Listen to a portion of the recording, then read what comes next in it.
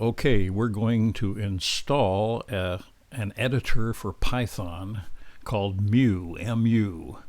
And actually, I've got it installed. You can sort of see it down here. But I'll go through the process very quickly on how you can install it. So grab a browser, Safari, Chrome's fine. Okay, I'll use Chrome, okay? And we do code with .mu.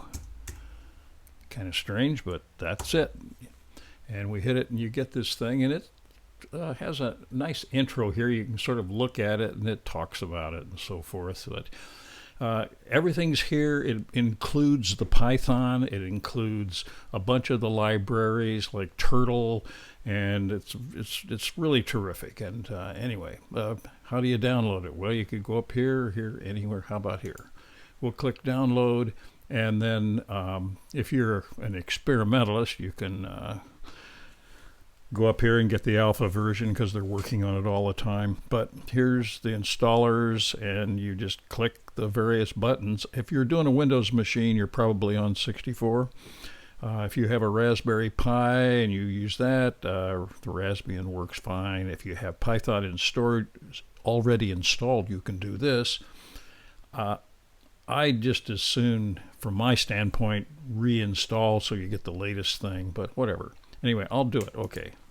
I'm on a Mac, so I get I hit the download, and we will see here that we have this coming around here at the bottom, the mu editor.dmg. You can see there's,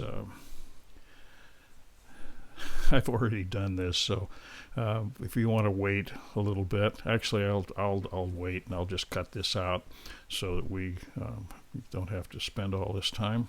Okay, we're just about finished, and here we have this mu editor. You probably won't have the little 3 thing, so I just click this, and you get a nice usual thing. If you want to read through this, okay, I trust these folks, so I hit agree, and now you will get this thing where it's verifying and so forth, and I'll probably cut some of this out of the video.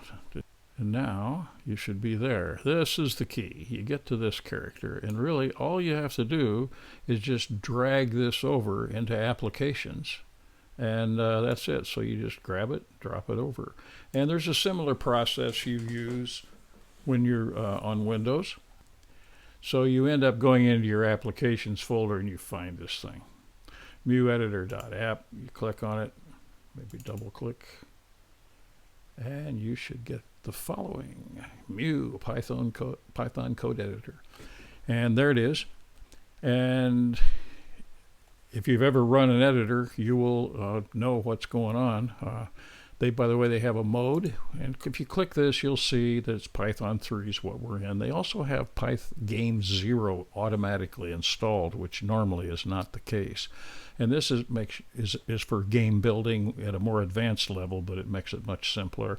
And a couple of things here to work with physical objects like robots.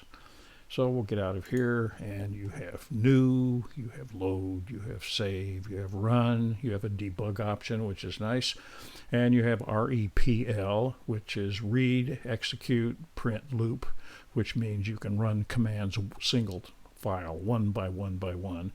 And of course you can do that in the debug too, but this has its uses. And there's a plotter. It's not a spectacular plotter, but it's pretty good. And there's different themes. You can zoom in and zoom out of your code and so forth. And I forget what the check does. I guess it sort of looks for mistakes, but Python looks for mistakes anyway, so we'll go through that. You can look for help, and you can quit.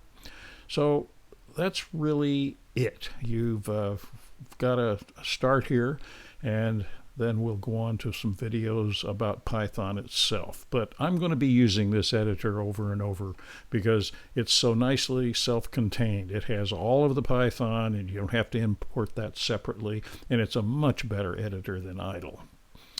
Anyway, take care.